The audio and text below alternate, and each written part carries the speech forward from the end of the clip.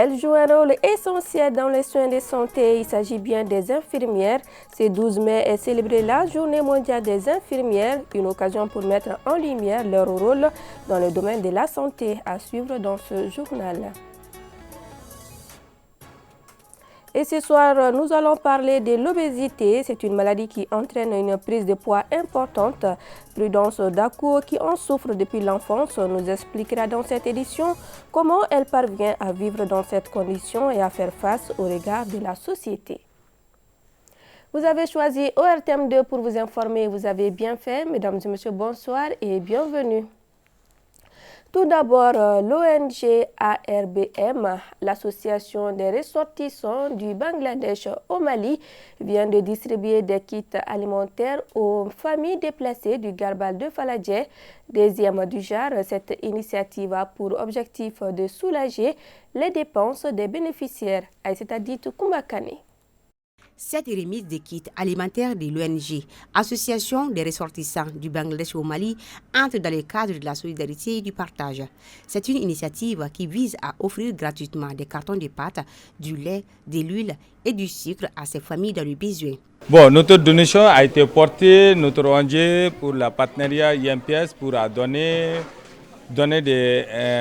un carton de spaghettis, de sucre, de huile, de lait, pour les déplacer de la Faladje de Garbal. L'association a toujours recours à faire de tels dons. En tout cas, c'est un moment de solidarité et surtout venant de la part d'un ressortissant de Bangladesh au Mali. Je dois vraiment les remercier pour l'initiative et dire vraiment que ce sont des gestes, des faits qui sont au-delà du caractère humain, qui contribue aussi à rapprocher nos deux peuples. Les bénéficiaires de ces dons sont les personnes déplacées du nord et du centre du Mali. Selon eux, ces kits alimentaires viennent à point nommé. Cela fait un moment qu'on ne reçoit plus de dons. Si cette association a pensé à nous en ces moments durs, cela nous comble de joie. Mais nous demandons à tous les bienfaiteurs de nous aider à avoir un métier, que ce soit la couture, la saponification pour être indépendante. Au dire du président de l'association, cette œuvre de solidarité et de partage continuera et c'est là pour d'autres sites. Sortie ce samedi à Bamako de la 10e promotion du Master en audit et contrôle de gestion de la Faculté des sciences économiques et de gestion. Ils sont désormais au total 9 femmes et 46 hommes titulaires du Master en audit et gestion disponibles sur le marché de l'emploi. Les nouveaux diplômés ambitionnent de veiller à la bonne utilisation des ressources du pays. La promotion porte le nom du professeur Moussa Djiré, un enseignant-chercheur à la retraite dans la Traoré. Ils sont 55 jeunes universitaires à décrocher le précieux sésame, le master en audit et contrôle de gestion de la Faculté des sciences économiques et de gestion. Il constitue désormais la 10e promotion de la dite filière, une promotion qui se dit prête à servir pour assurer le triomphe de la bonne gouvernance au Mali. Aujourd'hui, je me sens très honorée d'avoir reçu ce diplôme qui me permettra d'exercer mes fonctions avec plus de responsabilités et plus de connaissances. Et ça me donne aussi l'opportunité de servir mon pays comme je le veux. Nous avons reçu une formation pointue au niveau de la faculté des sciences économiques et de la gestion. Donc nous allons veiller à ce qu'on a comme ressources actuellement compte tenu de la situation que le pays traverse. Les maigres ressources que nous avons, on va tout faire pour que ces ressources soient utilisées à bon escient. Le choix porté sur le professeur Moussa Djiré, enseignant-chercheur à la retraite comme parrain de la promotion, n'est pas un hasard car l'homme est un cadre exemplaire et un modèle à suivre. C'est d'être comme leur parrain. Il nous a montré que seul le travail paye, seul le travail ennoblit l'homme. Et en tant qu'enseignant-chercheur, nous devons non seulement faire notre devoir d'enseignant en dispensant des cours, mais aussi faire des recherches. Si moi personnellement je suis aujourd'hui recteur, je peux dire en partie c'est lié à son encadrement. Je suis très honoré que que les auditeurs du master audit et contrôle de gestion m'aient choisi comme homonyme. Je leur souhaite tout le courage possible et toute la chance possible pour une bonne réussite de leur carrière. Au terme de cette cérémonie de sortie de promotion, des attestations d'admission ont été remises aux récipiendaires par la coordination du master Dr Houdou Adjalo et des attestations de reconnaissance ont été décernées aux doyens de la faculté, aux coordinateurs du master, aux parrains de la promotion et aux responsables de la classe. Et je vous le disais dans les titres, ce 12 mai est célébrée la Journée mondiale des infirmières, une occasion pour mettre à l'honneur le rôle vital des infirmières dans le domaine de la santé. Elles jouent un rôle essentiel dans les soins de santé, offrant un soutien vital aux patients en fournissant des soins directs, en surveillant les conditions médicales et en administrant des traitements. Anta Maïga est allée à leur rencontre. Que ce soit dans les hôpitaux, les cliniques, les infirmières sont les piliers de tout système de santé. Elles offrent un soutien vital non seulement en dispensant des soins médicaux, mais aussi en apportant réconfort et soutien émotionnel aux patients et à leurs familles.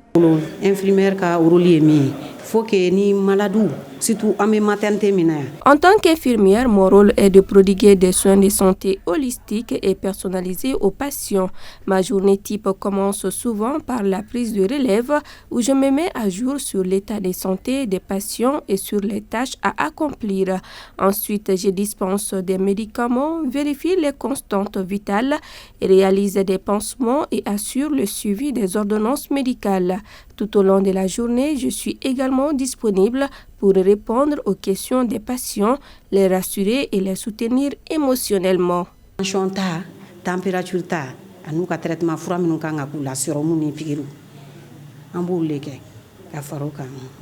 Mais ce n'est pas son défi.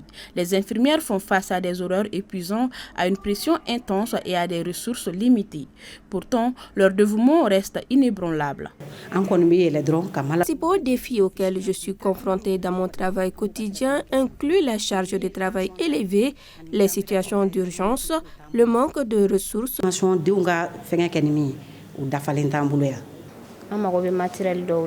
Nous sommes également confrontés au manque de personnel. Il y a de plus en plus de malades chaque jour, mais il manque fortement de ressources humaines. Malgré les défis et les pressions du travail, les infirmières restent les piliers de force et d'empathie. C'est pourquoi le métier demande des qualités spécifiques. Le travail des infirmiers souvent passe inaperçu. Quand on arrive à l'hôpital, on voit les médecins, on voit les sages-femmes, alors que les médecins que nous sommes, nous ne pouvons rien faire sans les infirmières. C'est vraiment les chevilles ouvrières de nos services. C'est elles qui s'occupent des soins, puisque le médecin indique les soins, mais c'est l'infirmière qui les applique. Et une bonne infirmière, c'est celle qui a une capacité non seulement de vigilance, mais aussi de compréhension rapide et d'esprit d'équipe. Parce qu'elle reçoit ses ordres, elle les exécute à temps et conformément au protocole établi. Ces gens qui travaillent à l'ombre, la journée internationale des infirmiers, c'est l'occasion pour nous de les féliciter et de les remercier et de leur dire de prendre du courage, car le travail d'un hôpital, c'est un travail d'équipe. La Journée mondiale des infirmières, célébrée le 12 mai de chaque année, trouve son origine dans le souhait de mettre à l'honneur le rôle vital des infirmières dans le domaine de la santé. Toujours en santé, l'obésité est une maladie qui entraîne une prise de poids importante. Elle affecte la vie de nombreuses personnes. Ce soir, nous nous intéressons au cas de Prudence Dacour qui est en situation d'obésité depuis son enfance. Nous allons voir comment elle parvient à vivre dans cette condition et faire face au regard de la société. C'est dans ce reportage signé Awa Sidibé et Amadou Lubekone. Je pèse 157 kilos. Je suis promotrice d'un salon de coiffure, d'une boutique. Elle, C'est Prudence Dakou. Âgée de 44 ans, cette femme souffre d'obésité. Elle vit avec cette maladie depuis toujours. Oui, moi j'ai toujours été ainsi. Parce que je suis issue d'une famille.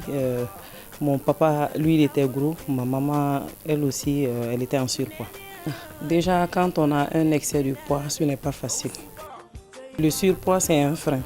Parce qu'il y a certaines tâches, quand je les exécute, j'ai du mal à les faire. Ici au Mali, quand on est une personne forte seulement, c'est pas facile. Je rencontre beaucoup de difficultés, surtout quand je passe les regards. Il y a des enfants souvent qui nous disent bélé, qui nous suivent et nous disent fanaba. Donc ce n'est pas facile. Chaque jour, Prudence affronte des critiques blessantes sur son poids, ce qui la contrainte à abandonner les transports en commun. Mais parfois, elle doit prendre une position ferme pour se faire respecter, comme elle l'a fait ici, en nous racontant une anecdote qui l'a profondément marquée. Un soir, là, j'ai une amie qui a une boutique. Je suis passée la voir.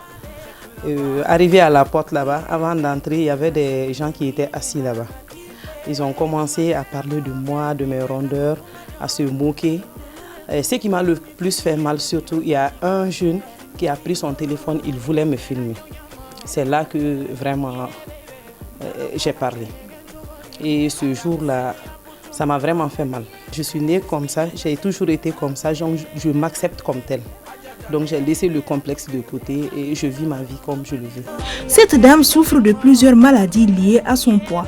Hypertension, le diabète et l'arthrose. Malgré ces défis de santé, elle reste engagée dans la lutte contre l'obésité. J'ai entrepris plusieurs fois des démarches pour la perte de poids, ce qui m'a même amené l'idée de la création de l'association des femmes rondes luttant contre l'obésité. L'association a pour objectif de promouvoir le rôle et la place de la femme ronde dans la société, vraiment aider les femmes rondes à s'épanouir. Ça a commencé depuis le mois de mai passé et je trouve qu'aujourd'hui vraiment ça va. Ça va. Il y a beaucoup qui ont laissé le complexe de côté, elles se sentent bien, elles n'ont plus ce complexe-là. Prudence bénéficie d'un soutien sans faille de la part de sa famille. Elle a saisi cette occasion pour transmettre un message inspirant aux femmes de forte corpulence ainsi qu'à la société dans son ensemble. Il n'y a pas de problème. Mon mari me soutient, mes enfants également. Parce que je suis comme telle, je m'aime comme je suis. Donc quand toi-même tu as confiance en toi, les autres vont avoir confiance en toi. Ça c'est obligatoire. Si Brand t'appelle, je ne vais pas cesser de le lancer. Je demande à toutes les femmes rondes de ne plus avoir de complexe. On est comme ça, il faut s'accepter comme tel, il faut s'aimer. Quand on ne s'aime pas, personne d'autre ne pourra nous aimer. Et je les demande également de venir rejoindre l'association. Nous sommes les mêmes, qu'on soit petit, qu'on soit grand, qu'on soit forte, nous sommes les mêmes personnes. Donc je demande à la société vraiment de nous voir comme nous sommes. Le poids de Prudence n'entrave pas son épanouissement. Elle encourage un mode de vie sain, transmettant énergie et force aux femmes de son association. Une leçon inspirante de persévérance. Et c'est ce qui met fin à cette édition. Grand merci à vous de nous avoir suivis. Très bonne suite de nos programmes et bon début de semaine.